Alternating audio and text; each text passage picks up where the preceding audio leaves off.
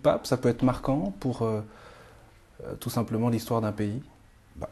La visite du pape est toujours un événement marquant parce que c'est un événement qui fait d'une certaine façon intervenir et jouer dans le tissu national une dimension universelle à laquelle on n'est pas toujours habitué. Et donc la venue du pape, c'est pas simplement la venue du voisin, mais il se trouve que nous sommes quand même voisins, sinon avec le Vatican, du moins avec l'Italie. Donc la venue du pape, c'est pas seulement la venue du voisin, c'est la venue de celui qui personnalise la catholicité de l'Église et qui nous met dans la communion apostolique avec toutes les communautés à travers le monde. Et donc c'est une des dimensions importantes de la rencontre du pape avec les catholiques qui sont en France, de leur faire mieux percevoir cette dimension universelle.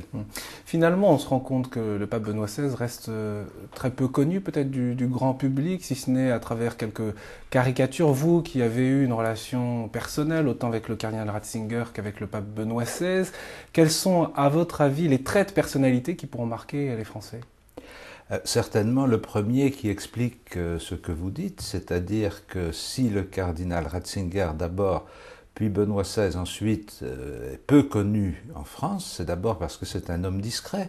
C'est-à-dire que, évidemment, il n'a pas l'habitude de faire la couverture des magazines, ni depuis qu'il est pape, encore que maintenant on ne lui demande pas son avis, mais avant qu'il ne soit pape, pendant 25 ans, il a été préfet de la Congrégation pour la doctrine de la foi, qui est un poste clé dans le dispositif de l'Église, et à aucun moment dans cette fonction, il n'a essayé de se faire, j'allais dire, de se faire mousser pour occuper le devant de la scène. Qu'est-ce que cela dit de sa personnalité, alors que le monde fonctionne avec les médias et la une des médias? Ça dit plusieurs choses. Ça dit d'abord que c'est un tempérament discret et modeste, mais ça révèle aussi quelque chose qui est plus un caractère professionnel que de personnalité. C'est-à-dire que c'est avant tout, Joseph Ratzinger, c'est un professeur, c'est un universitaire qui a investi toutes ses capacités, qui sont énormes, tant intellectuelles qu'esthétiques, affectives, dans la recherche et dans le travail d'études. Et donc, ça n'est pas un profil professionnel de baroudeur, c'est un profil professionnel d'homme de bibliothèque, d'homme d'enseignement. Il a été un professeur remarquable, et d'homme de publication. Sa manière d'être présent dans la société et d'intervenir dans l'histoire du monde, c'est de publier le fruit de ses travaux, ce qu'il a continué à faire depuis qu'il est pape, puisque l'année dernière encore, il a publié le premier volume de son ouvrage « Jésus de Nazareth ».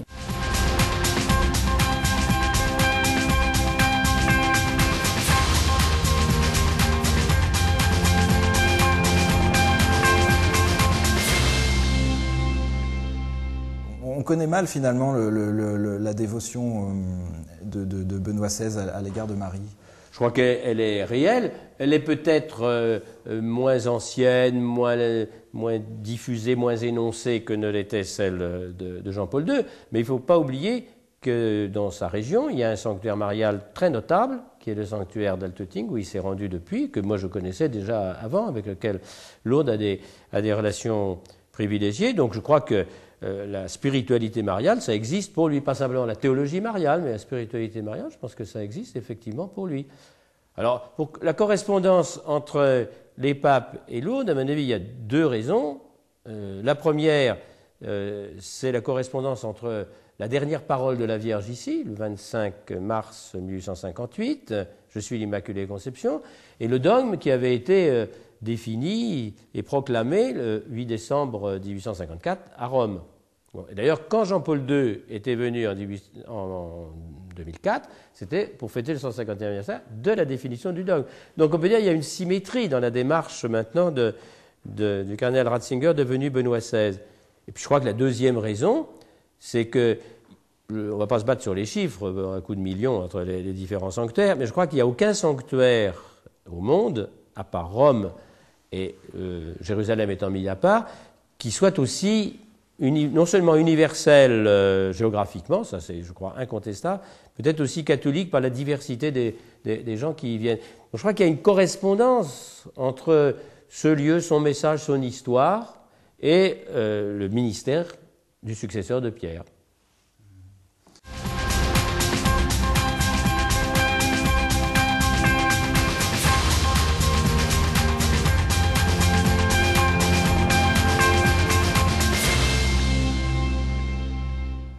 D'abord, je crois que lorsque le pape vient en France, comme dans tous les pays, il y a une manifestation de masse. Donc les gens se rendent compte que les chrétiens, ce n'est pas les derniers survivants d'un monde passé, mais c'est une réalité bien vivante qui se développe. Nous ne sommes pas en train de mourir, mais je crois que ça c'est très important. Et puis je pense que le pape redonnera aussi aux chrétiens de France la sensation, le sentiment qu'ils ont à être comme le pape, serviteur de la vérité, parce que ce pape nous enseigne finalement que la foi est quelque chose de dynamique, quelque chose de beau, de vivant. C'est ce qu'il a dit d'ailleurs dans une de ses premières homélies, le Christ n'enlève rien, il donne tout.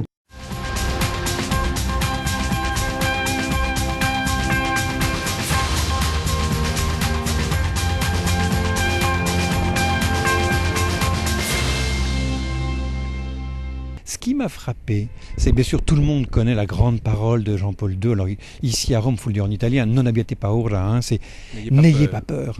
Cette parole qui, je crois, se trouve 365 fois dans l'Écriture. Donc une parole très présente, qui est très belle d'ailleurs, cette parole-là, qui nous rappelait que nous sommes faits pour l'espérance, parce que l'espérance est le contraire de la peur. Eh bien, ce qui est tout à fait intéressant, c'est que cette parole programmatique, qui donne le programme de Jean-Paul II, prononcée là aussi le jour de la messe d'inauguration de son pontificat, 26 ans plus tard, sur la place Saint-Pierre, devant la basilique Vaticane. Bien sûr, j'y étais présent, vous pensez, ce grand moment. Qu'est-ce que l'on voit ? On voit à la fin de son homélie Benoît XVI qui reprend cette parole de ce grand pape, comme il disait le grand pape Jean-Paul II. Je vous rappelle que ce jour-là, il a été applaudi, quand il a fait mention de Jean-Paul II, 13 minutes. 13 minutes. Et il va dire, oui, mais pourquoi n'ayez pas peur ? Il va dire, parce que le Christ ne retire rien, le Christ donne tout.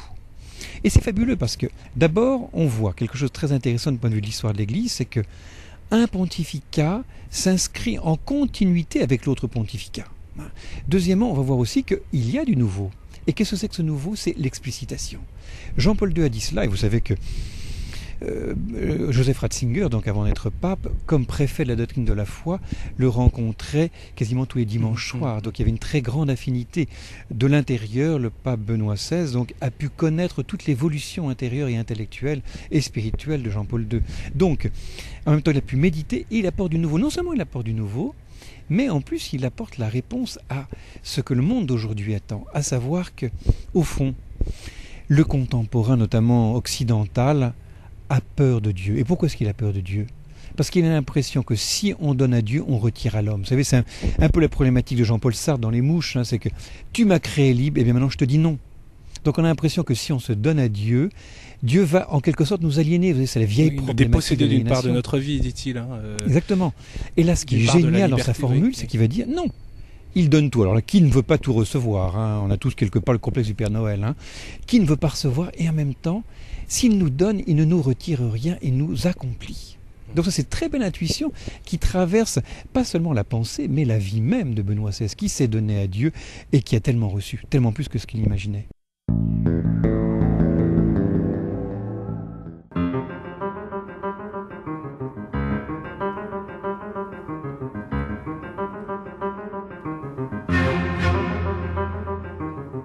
Du 12 au 15 septembre, le pape Benoît XVI est en France pour sa première visite pastorale. KTO y consacre l'intégralité de son antenne afin de vous faire vivre au plus près cet événement. De Paris à Lourdes, à l'occasion du 150e anniversaire des apparitions, directs, reportages, débats, magazines, documentaires rythmeront au quotidien vos rendez-vous avec les temps forts de ce voyage du Saint-Père. Du 12 au 15 septembre, toute la visite du pape en France est à vivre sur KTO.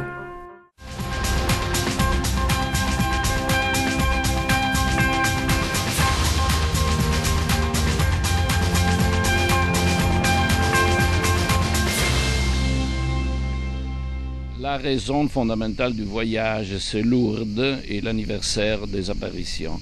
Mais c'est la première fois qui, comme pape, Benoît XVI vient en France. Et alors, c'était juste de donner un signe de présence, de visite aussi pour toute la nation, pour tout le peuple français et pour l'Église française dans sa totalité en allant dans la capitale. Et alors, on a naturellement, en allant à Paris, des moments qui sont des significations de rencontres avec le peuple français. Et le premier rencontre, le bienvenu, rencontre avec le président Sarkozy, c'est naturellement avec les discours, un moment pour le peuple français dans son ensemble. Et après, Paris, c'est une ville de grande tradition culturelle, comme tous le savons, et qui a une très grande importance dans tout le monde d'hier et d'aujourd'hui pour sa culture. Alors la rencontre avec le monde de la culture dans le collège des Bernardins et avec l'Institut de France, les autorités de l'UNESCO, autres représentants du monde culturel, c'est aussi un événement très important. C'est le pape lui-même qui avait souhaité s'exprimer au monde de la culture depuis Paris ?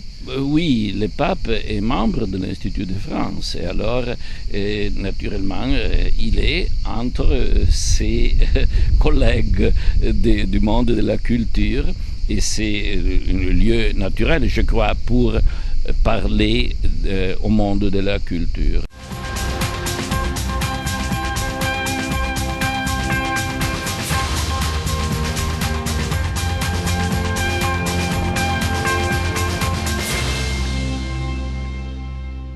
J'ai maintenant l'honneur de déclarer ouvert le Collège des Bernardins.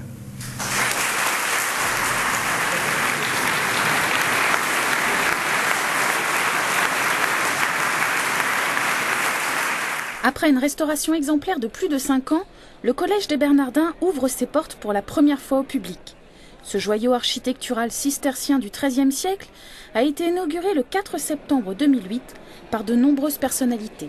Va vivre ici une certaine idée de l'humanité, nos quêtes spirituelles, mais en même temps l'envie de transmettre, l'envie de chercher ensemble et l'envie aussi d'avoir accès à la connaissance et au beau. Et on sait que ça vaut la peine, à un moment donné, de tous se mettre ensemble pour faire revivre un lieu qui a justement du sens. Mais il est vrai aussi que, au fond, ce lieu, c'est aussi, il représente en effet la sérénité, le calme, une respiration au cœur de la ville, sans doute un moment où l'on peut se retrouver, où l'on peut réfléchir. C'est tout simplement une magie que porte une architecture et que porte une histoire. Fondé en 1245 par Étienne de Lexington pour être un lieu d'études et de recherche, le Collège des Bernardins forme des milliers de jeunes moines cisterciens et contribue au rayonnement intellectuel de Paris jusqu'à la Révolution française. Comme la plupart des bâtiments religieux, il a été vendu et à partir de là, il a connu, je dirais, la déchéance pendant pas mal d'années avec des affectations de magasins à sel, de prisons. Ensuite, ce qui est plus honorable, de casernes de pompiers, mais n'était pas très commode parce que la rue est mal fichue, à sens unique, etc. Des véhicules de pompiers dans un bâtiment comme tel, c'est quand même pas terrible. Enfin, ils y sont restés jusqu'en 1996. Ensuite, il y a eu des policiers du contingent pendant quelques années, et puis le bâtiment s'est trouvé vide aux environs de l'an 2000. En 2001, sous l'impulsion du cardinal Lustiger, le diocèse et la ville de Paris le rachètent pour près de 50 millions d'euros, avec un objectif: ramener le collège à sa vocation initiale. L'Église catholique de Paris lance donc un travail de restauration de grande ampleur. La sauvegarde du patrimoine et l'aménagement contemporain demandent plus de 5 ans de travaux. On avait la chance qu'il était encore en relativement bon état, c'est-à-dire qu'il n'y ait pas eu de destruction majeure, sauf le toit. Le fait qu'il n'y avait plus de toiture, il y avait un toit bâtard très plat du siècle dernier, donc on a restitué avec une charpente métallique la toiture d'origine. Il y avait les problèmes techniques liés aux problèmes de fondation, du fait que le bâtiment s'était enfoncé dans le sol, qu'il a fallu le reprendre en sous-œuvre en totalité. Donc il y avait l'adaptation, je dirais, des contraintes de la vie contemporaine d'un édifice qui n'était pas fait pour. Le plus grand édifice moyenâgeux de Paris peut maintenant retrouver son objectif initial. un lieu d'exception où chacun peut se retrouver et aborder tout ce qui fait l'homme dans la société. Le Collège des Bernardins a vocation à être un lieu de rencontre et de dialogue ouvert à tous ceux et à toutes celles qui seront intéressés par les propositions de travail ou les rencontres culturelles présentées ici, sans distinction d'opinion ou de religion, pourvu que soit respecté l'engagement d'entrer dans un véritable dialogue. Le christianisme représente un investissement de réflexion et de travail de près de 2000 ans. Ces théologiens, comme ces philosophes, ont apporté leur part à l'édification des repères culturels et éthiques sur lesquels s'appuie notre société. Et la conviction qui nous anime aujourd'hui en nous lançant dans ce vaste projet est la suivante: la sagesse chrétienne, développée à partir de la tradition juive et des écrits du Nouveau Testament, a quelque chose de spécifique à apporter dans les débats de notre temps. La programmation s'articule maintenant autour de 3 pôles complémentaires: la culture, les rencontres et les débats, et la formation. Il existe, à mon avis, peu de lieux dans lesquels le cinéma, la musique, l'art contemporain, le travail théologique et philosophique, le débat, les colloques soient rassemblés au même endroit. C'est-à-dire, il existe peu de lieux dans ce monde où tout ce qui fait la vie d'un homme, dans sa sensibilité, dans son intelligence, dans sa recherche et dans sa transcendance, puisse être honoré au même endroit, dans la même démarche. Le Collège des Bernardins propose 3 façons d'engager les débats sur l'homme. Les colloques, d'une durée d'1 ou 2 jours, les séminaires d'approfondissement ouverts à un public déjà engagé dans la réflexion, et des tables rondes hebdomadaires, les mardis des Bernardins. Donc nous avons un cycle hebdomadaire de tables rondes sur des questions de société, avec des sujets qui sont extrêmement variés, mais qui ont tous en commun de toucher à un point qui concerne l'homme, quelque part. On n'en reste pas un état de choses, on n'en reste pas aux faits. Les faits, c'est le point de départ. Nous, ce que nous cherchons à obtenir, et sans avoir de réponse toute faite, mais dans cette dynamique de débat et de rencontre, c'est d'avancer, c'est de sortir des solutions, c'est de faire des propositions. La recherche, menée dans le cadre de la chaire des Bernardins, s'articulera autour de 5 départements: la société humaine, l'économie, l'éthique biomédicale, la société, liberté et paix, et le judaïsme et christianisme. Ce lieu nous invite à la recherche, dans les 2 sens du mot recherche. À la fois venir, comme le disait Monseigneur Beau, simplement parce que le lieu est attirant, et découvrir que ce lieu est habité, qu'il a une âme, qu'il y a un esprit des lieux, et vouloir aller plus loin, c'est une recherche. Et puis il y a la recherche au sens universitaire, qui souvent s'isole du premier sens du mot recherche, et qui finit par ne plus parler qu'à elle-même.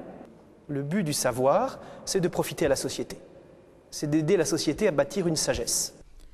En mettant l'homme au cœur de son projet, le Collège des Bernardins se donne une portée universelle. C'est un lieu ouvert à tous. Tout le monde pourra franchir la porte de cette grande nef et rester ébloui par ce grand élan gothique, ces 32 colonnes dans une pièce de 1000 mètres carrés. L'Église a vocation d'entrer dans la culture d'un pays. Et dans un monde aussi pluriculturel et plurireligieux que le nôtre, l'Église a vraiment vocation d'entrer dans la culture de son époque. Cette grande nef est vraiment un lieu d'accueil pour tous. C'est de cette ouverture à tous que se nourrit le lieu. Un lieu vivant, dédié à l'homme à travers l'art, les débats, la formation et la recherche, où chacun, visiteur, étudiant, artiste et chercheur, contribue à faire exister le projet.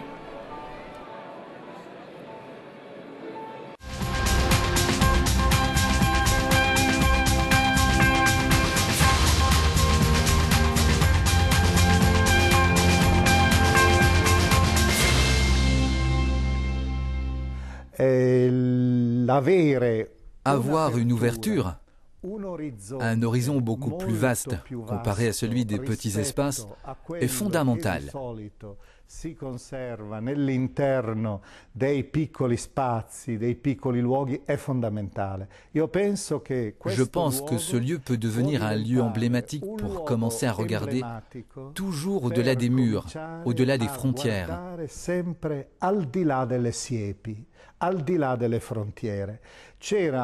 Un savant juif et grec de l'Antiquité, Alexandrie, en Égypte, utilisait cette expression grecque pour présenter l'homme savant, Methorios. L'uomo sapiente usava un termine greco, questo termine greco è Methorios, colui che celui qui est sur la frontière, qui est sur la crête des montagnes et qui cherche toujours à garder les pieds dans son monde et à regarder au-delà.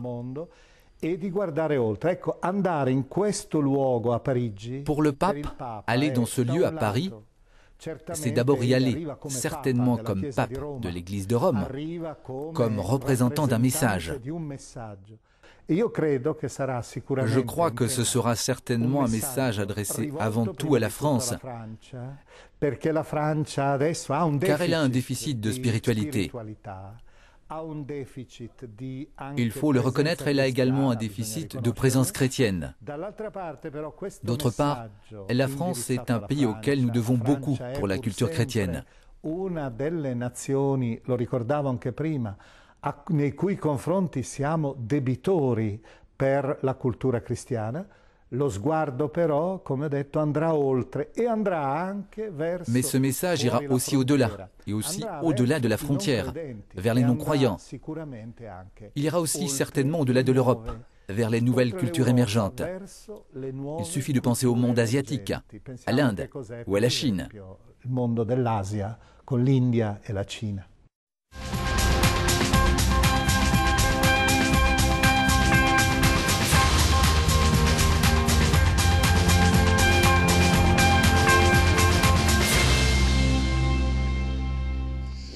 C'est un Allemand, mais nous parlions de ça. Je crois que vous étiez là un jour à Radio Vatican et nous avons été corrigés. Quelqu'un a dit c'est pas un Allemand, c'est un Bavarois. Oui. Ce qui n'est pas vrai parce que les Bavarois sont des Allemands. Mais la personne a voulu souligner cette note propre de la Bavière, qui, comme d'ailleurs l'Autriche, sont des pays de langue allemande où l'empreinte latine est très forte. Et je crois que c'est un homme qui aime beaucoup la culture latine, notre pape. Et ça crée déjà un pont avec le français. Il faut se dire aussi que quand on sait ce que l'on sait de sa biographie, c'est que quand il arrive, bien avant le Concile, quand il rencontre la culture française, il est tout jeune théologien, en 1946, la guerre a créé une grande rupture culturelle entre la France et l'Allemagne. Les Allemands étaient isolés, hein, surtout la jeunesse allemande. Ils n'avaient aucun contact extérieur. Alors, il a toujours un don pour les langues, il parle parfaitement le français. Paraît-il qu'on apprenait le français en Bavière à son époque. Justement, on apprenait le français en Bavière. Donc il y a eu certainement une attirance pour la langue française. Et la découverte pour lui, de théologien, ça a été la théologie française à travers le père de Lubac. Je crois que je l'ai entendu dire à l'ambassade de France. Donc, un jour, il a reçu une décoration. Comment pour lui la rencontre avec de Lubac a été quelque chose de tout à fait décisif. Oui. Et d'ailleurs, il dit bien que ça a été un grand don pour lui, pour sa vie, l'un des plus grands dons de sa vie, paraît-il, cette rencontre avec de Lubac. Avec de Lubac au moment du Concile Vatican II. Alors ils sont déjà rencontrés au moment du Concile. Le Concile, c'est presque 10 ans après les premières publications de Lubac. Hein. Surnaturel, je crois, est de 1946. Qui avait créé un choc à l'époque. Il y avait eu il avait d'ailleurs été grand accusé débat. De modernisme. Un grand débat. Peut-être que nos téléspectateurs ne connaissent pas bien Père Henri de Lubac, jésuite, grand théologien français. Alors, c'est un grand théologien qui est aussi un grand historien de la théologie. Et ça, c'est un point commun avec Ratzinger. Quand on lit les livres de Ratzinger, il y a une grande culture de l'histoire de la pensée théologique. Et c'est très important parce qu'il n'y a pas de pensée théologique qui tombe du ciel d'une manière ponctuelle. La théologie s'inscrit dans la tradition de l'Église et aussi dans une tradition propre à elle-même qu'est la tradition théologique. je pense que tous les deux ont subi une certaine influence du grand cardinal Newman sur ce thème de la tradition. Et alors, soit de Lubac, soit Ratzinger de son côté, mais de Lubac était une génération avant, oui. Ont compris l'importance pour la théologie de constamment revenir aux sources historiques. Ce qui était en soi une posture originale. Originale, mais essentielle. Les théologiens qui ont marqué le Concile, je pense à de Lubac, je pense aussi au Père Congar, avaient cette grande connaissance du passé et du passé dans la continuité. Si on voit par exemple les positions actuelles du pape, quand il parle du Concile, son premier discours à la Curie pour le premier Noël où il était Pâques, décembre 2005, en 2005, c'était sur la question de l'interprétation du Concile, le Concile, l'innovation dans la tradition, c'est un thème, je pense, qui est aussi lubacien. Et alors, avec cette idée fondamentale que le passé a quelque chose à nous dire, à nous présents. Chez de Lubac, comme c'est une analogie encore entre de Lubac et Ratzinger, cette grande culture sur le passé n'est pas une culture d'érudits tournés vers le passé. C'est une culture qui demande au passé des clés pour l'intellection de notre présent.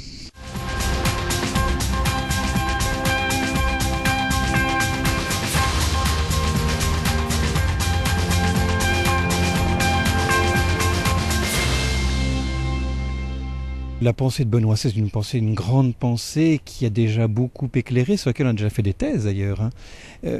Celle de Benoît XVI est en devenir. On a aussi un peu l'impression que ses paroles sont un peu des paroles d'occasion. Donc il va surtout parler pour, je sais pas moi, tel événement liturgique. En fait, on découvre que, si j'ose dire, Dieu a choisi un grand théologien, un théologien qui a un regard sur Dieu, qu'il transmet. Et je dirais que maintenant l'avantage, c'est au contraire qu'il va pouvoir parler de manière beaucoup plus universelle et transmettre un message beaucoup plus large. Et un message libre. On sait bien les caricatures qui pèsent sur lui. Au début, on disait peut-être pape de transition parce qu'il a été élu avec un certain âge. On parle aussi d'un pape conservateur. Vous, qui finalement, après avoir travaillé combien 5,5 millions de signes, je crois, c'est-à-dire la compilation de 2 ans de discours, homélies. Oui, ce qui est intéressant, c'est que sur le site du Saint-Siège, en fait, on a de manière très très rapide tous les textes donnés quasiment en toutes les grandes langues européennes. Et je me suis amusé, c'est la première fois que je fais ça, de mettre tous les textes les uns après les autres, ce qui permet de faire une étude statistique et donc de repérer, par exemple, les termes les plus souvent utilisés. Et alors, en effet, les objections classiques, les conservateurs. Qu'est-ce que ça veut dire conservateur d'ailleurs? Quels critères va-t-on se donner? Peut-être qu'en effet, du point de vue liturgique, il a telle ou telle sensibilité. N'oublions quand même pas que c'est un pape qui a une très grande connaissance de la liturgie et de son histoire, sur laquelle il écrit un certain nombre d'articles et d'ouvrages. Donc quand il parle toujours avec une grande épaisseur historique, avec une vision très très large, et en même temps une connaissance aussi de tout ce qui se fait aujourd'hui. Maintenant, ce qui m'étonne toujours chez lui, c'est au contraire son ouverture. C'est un théologien contemporain qui dialogue avec ceux de son époque, avec une grande générosité. On connaît son dialogue avec le philosophe allemand Habermas, qui n'est pas chrétien, qui même se présente comme agnostique. Et au contraire, on voit sa capacité, on y reviendra peut-être, à, lorsqu'il est avec quelqu'un, aller jusqu'au bout de ce que la personne peut dire, l'accompagner en quelque sorte, et en même temps, une espèce de sécurité qui lui permet de dire « Oui, là je vous suis, là il me semble qu'en effet c'est pas tout à fait conforme à l'évangile ». Donc au contraire, on voit quelqu'un qui aime le dialogue, qui aime rencontrer l'autre, et qui le fait avec une extraordinaire générosité. Et vous allez même jusqu'à dire, Père, que le pape Benoît XVI est novateur. En quoi est-il novateur? Où est-ce qu'il y a innovation pour vous? Alors c'est vrai qu'il est toujours un petit peu risqué d'oser dire qu'un pape dit du nouveau, parce qu'on se lui demande d'abord, c'est ce que le Christ a demandé à Pierre, hein, c'est de transmettre la foi et de raffermir la foi de ceux qui lui sont confiés.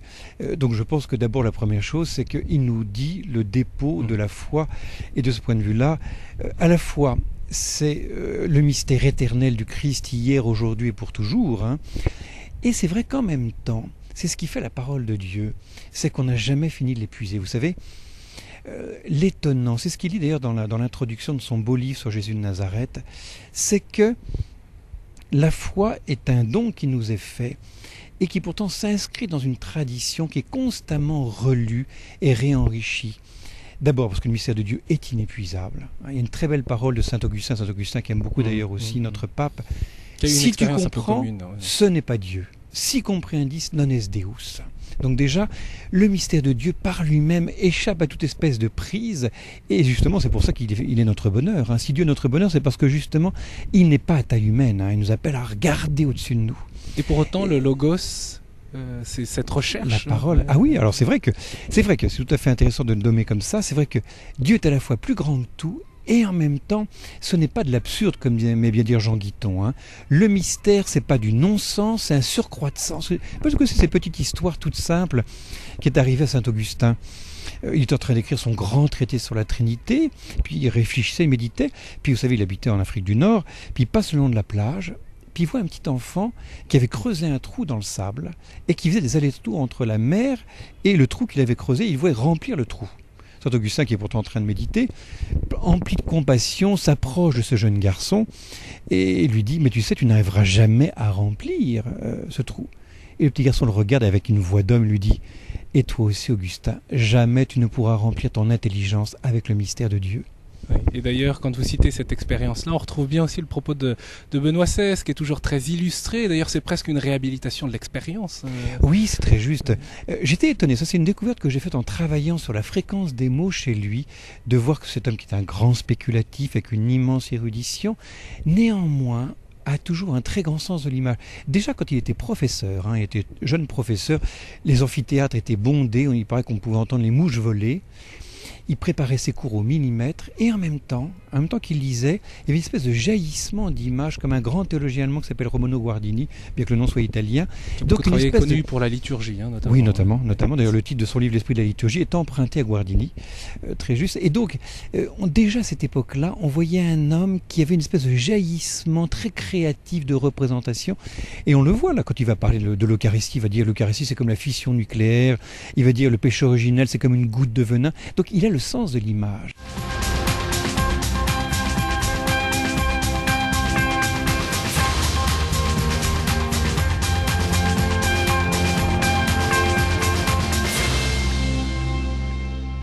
Le cardinal Ratzinger s'est aussi intéressé à des nouveaux philosophes de l'après-guerre, tels que Jean-Paul Sartre, des dramaturges tels que Jean Anouilh. Pour quelles raisons, et ça peut surprendre d'ailleurs, que Ratzinger, lui, théologien, pétri de Dieu et pétri de cette volonté de manifester Dieu au cœur de tout. Justement, il y a cette idée fondamentale chez Ratzinger que la théologie apporte la lumière, une explication à l'intérieur du donné de la foi, qui est un langage pour nos contemporains.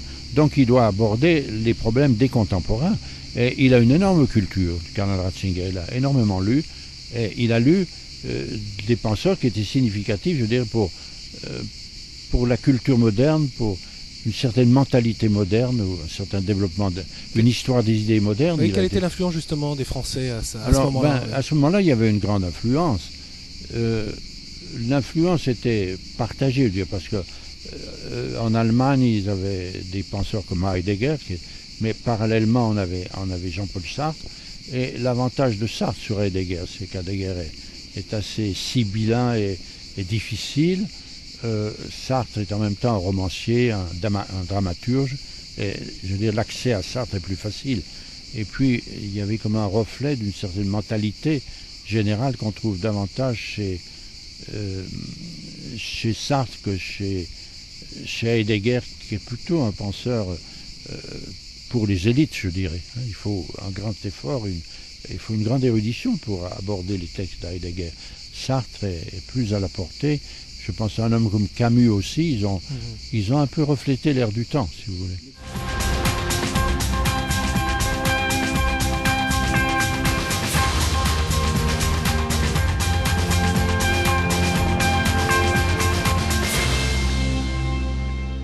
Je dirais aujourd'hui, il y a la tentation forte de l'antagonisme. Et je me réjouis que le Saint-Père, qui a toujours, dans ses interventions, il a ce génie de conjoindre la profondeur de la pensée avec la clarté de l'expression. Et il est vraiment convaincu, et je pense qu'il le redira à sa manière au Monde de la Culture à Paris, de conjoindre la foi et la raison, de ne jamais restreindre le champ de l'une et de l'autre, et encore moins de les opposer. parce que le message de l'Évangile, comme le disait saint Augustin, cité par Jean-Paul II quand je l'ai accueilli à Paris, à l'Institut catholique le 1er juin 1980, c'est que la foi pense. Que la foi pense. Oui, donc que la foi ne se réduise pas, que la foi pense. Et en même temps, on voit bien qu'il y a une plus grande fragilité aujourd'hui des congrégations, des ordres qui avaient cette mission-là. On voit peut-être moins aujourd'hui des curés de paroisse qui demandent aux jeunes de faire des études dans ces domaines-là, de la philosophie, de la théologie.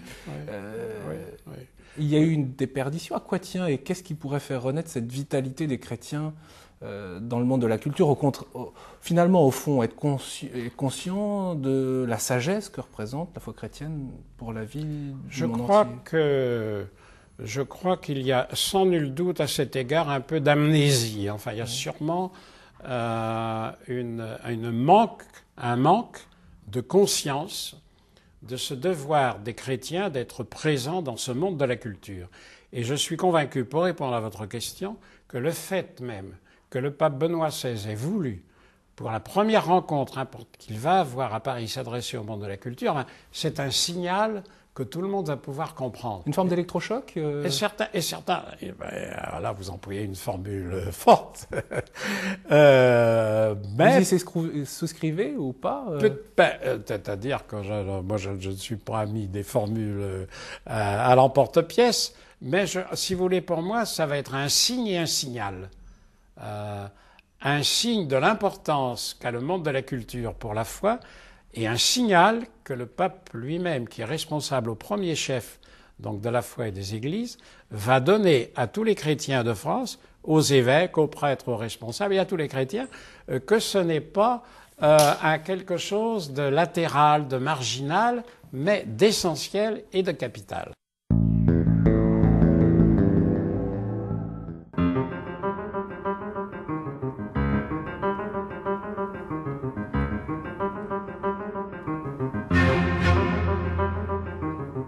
Du 12 au 15 septembre, le pape Benoît XVI est en France pour sa première visite pastorale. KTO y consacre l'intégralité de son antenne afin de vous faire vivre au plus près cet événement. De Paris à Lourdes, à l'occasion du 150e anniversaire des apparitions, direct, reportages, débats, magazines, documentaires rythmeront au quotidien vos rendez-vous avec les temps forts de ce voyage du Saint-Père. Du 12 au 15 septembre, toute la visite du pape en France est à vivre sur KTO.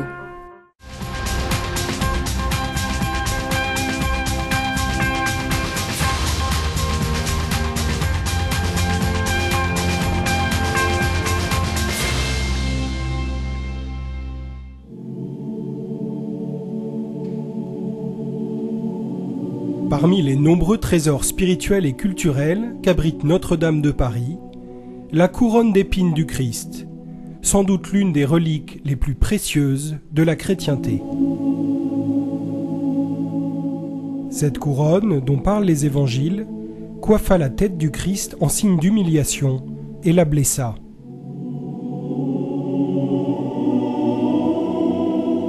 Selon la tradition, elle aurait été pieusement conservée et vénérée par les chrétiens depuis la Passion il y a près de 2000 ans. On retrouve sa trace au IVe siècle à Jérusalem, puis au VIIe siècle à Constantinople, dans les trésors des empereurs byzantins. Elle y est achetée par Saint Louis en 1238 et fait une entrée solennelle dans Paris en 1239.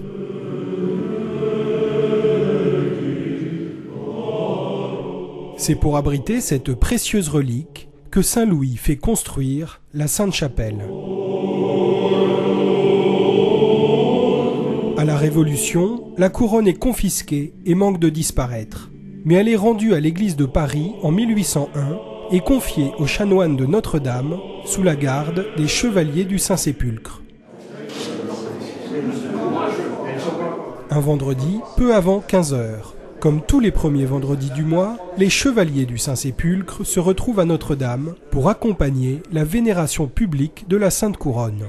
C'est très important pour un chevalier du Saint-Sépulcre, parce que notre enracinement c'est le Saint-Sépulcre de Jérusalem. Et qui dit Saint-Sépulcre dit toute la passion du Christ. Donc pour un chevalier du Saint-Sépulcre, venir protéger la couronne d'épines, c'est venir se ressourcer au sens profond de son engagement. Et pour le chevalier du Saint-Sépulcre, protéger la couronne d'épines, c'est un insigne honneur. Cet antique ordre de chevalerie, qui contient une branche féminine, est l'un des rares à être reconnu par l'Église catholique.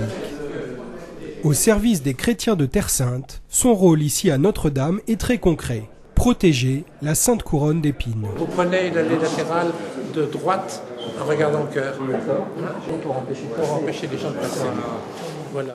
S'il y avait un problème quelconque sur la couronne d'épines dans la cathédrale Notre-Dame de Paris, vous verriez la totalité des chevaliers du Saint-Sépulcre s'interposer pour éviter que cette relique insigne ne soit profanée.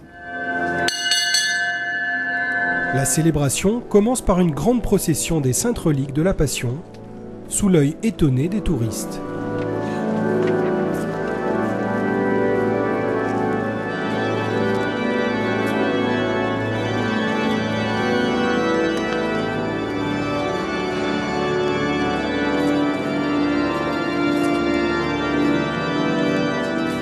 Après la procession, la célébration se poursuit par la lecture de textes bibliques et de méditations spirituelles.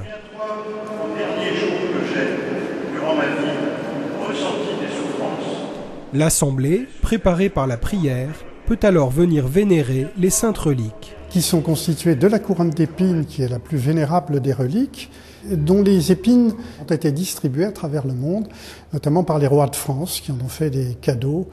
Donc il nous reste la tresse de jonc de 21 cm. Nous avons un clou de la Passion, un clou donc qui est servi sur la croix, et un morceau de la vraie croix qui a été découverte par sainte Hélène quand elle a fait faire les fouilles au pied du Saint-Sépulcre. La couronne d'épines est le symbole de la royauté du Christ, qui n'était absolument pas pour lui une royauté terrestre, il l'a bien dit devant Pilate. Et donc pour les chrétiens, c'est un moment très très fort. Venir ici vénérer les reliques de la Passion n'est pas un geste anodin. Pour certains, c'est l'occasion de déposer de lourds fardeaux. Nous voyons de très nombreux handicapés venir vénérer la couronne d'épines. Nous voyons des grands malades venir la vénérer et retrouver une force morale et spirituelle en venant se prosterner devant cette relique. C'est aussi marquant pour les tout-petits, car nous avons très souvent des écoles qui viennent et qui amènent des tout-petits vénérer cette couronne du Christ, ce qui est une pédagogie extraordinaire pour eux. Et c'est pour les petits une façon très concrète de vivre ce qu'ils entendent dans la catéchèse.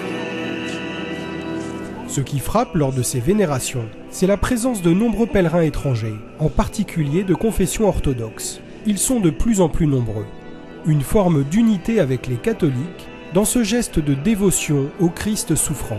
Des réalités aussi concrètes que cette couronne d'épines permettent justement à tous ceux que l'Évangile d'aujourd'hui appelle les petits, ceux auxquels le Christ a voulu révéler le visage d'amour du Père, eh bien ils peuvent se retrouver, ils ne se retrouveront pas dans des discussions théologiques que le dialogue écuménique doit évidemment approfondir, mais ils se retrouveront dans des gestes simples de prière, de vénération.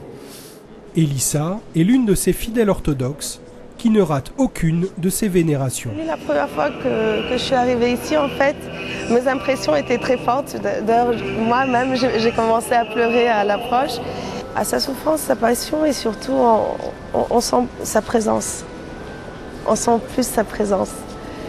Il a quand même porté cette couronne et ce n'est pas rien. Et oui, effectivement, il y a de plus en plus d'orthodoxes qui viennent parce que les orthodoxes aussi sont très croyants. Enfin, les Russes qui sont ici, c'est des gens très croyants, donc c'est sûr, ils ne vont pas laisser passer ça. Pour moi, on est tous chrétiens, on croit tous en Jésus. Après, il y a des petits différends, mais un Dieu est un et Jésus a été un. Donc. Quand tous les fidèles ont pu vénérer les reliques, la couronne est ramenée en procession jusqu'à la sacristie. Trésor des trésors de la cathédrale, elle regagne alors un coffre dans un endroit tenu secret. S'achève alors le rôle des chevaliers du Saint-Sépulcre.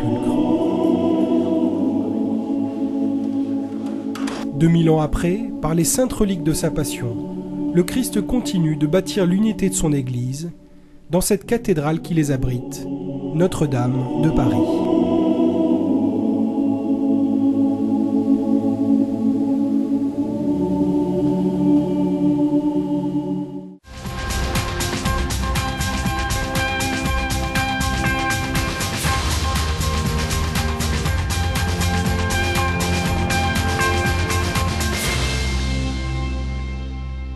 Lorsque le cardinal Ratzinger a été élu pape, nous sommes allés tout de suite regarder ses écrits et nous avons constaté que dans l'œuvre considérable, n'est-ce pas, du théologien Ratzinger, il y avait très peu sur la vie consacrée, à peine une homélie à l'occasion des vœux solennels d'une sœur.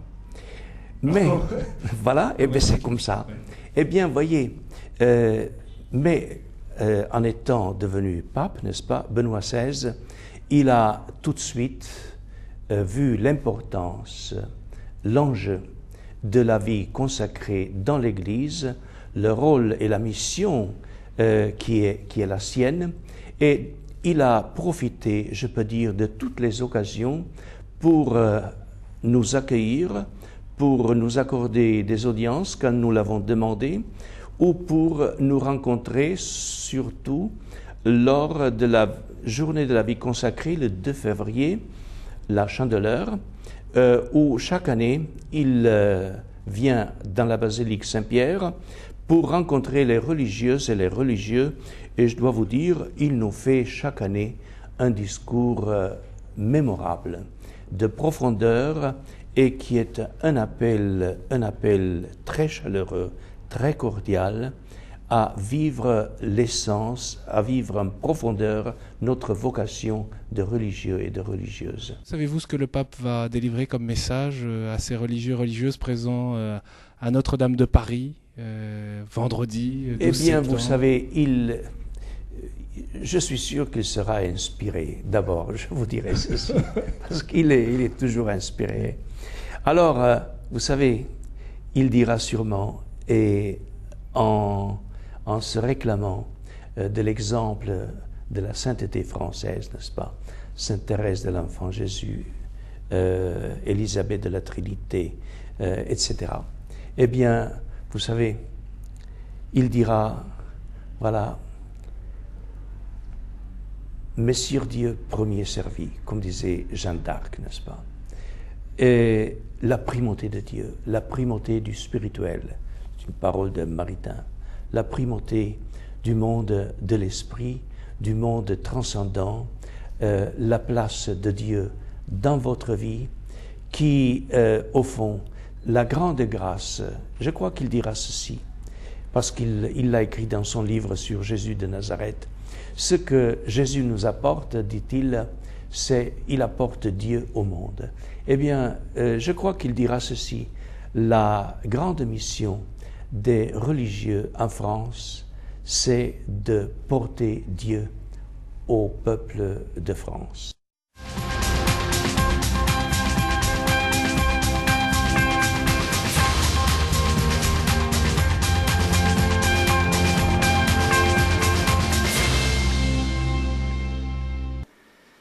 Chers frères et sœurs, vendredi prochain, j'entreprendrai mon premier voyage pastoral en France en tant que successeur de Pierre. À la veille de mon arrivée, je tiens à adresser mon cordial salut au peuple français et à tous les habitants de cette nation bien-aimée. Je viens chez vous en messager de paix et de fraternité. Votre pays ne m'est pas inconnu.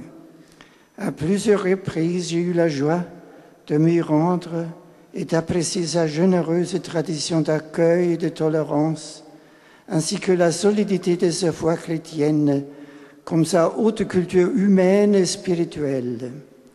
Cette fois, l'occasion de ma venue est la célébration du 150e anniversaire des apparitions de la Vierge Marie à Lourdes. Après avoir visité Paris, la capitale de votre pays, ce sera une grande joie pour moi de m'unir à la foule des pèlerins qui viennent vivre les étapes du chemin du Jubilé à la suite de Sainte Bernadette jusqu'à la grotte de Massabielle. Ma prière se fera intense au pied de Notre-Dame, aux intentions de toute l'Église, particulièrement pour les malades, les personnes les plus délaissées, mais aussi pour la paix dans le monde. Que Marie soit pour vous tous, et particulièrement pour les jeunes, la mère toujours disponible aux besoins de ses enfants, une lumière d'espérance qui éclaire et guide vos chemins. Chers amis de France, je vous invite à vous unir à ma prière pour que ce voyage porte des fruits abondants. Dans l'heureuse attente d'être prochainement parmi vous, j'invoque sur chacun, sur vos familles et sur vos communautés, la protection maternelle de la Vierge Marie, Notre-Dame de Lourdes. Que Dieu vous bénisse.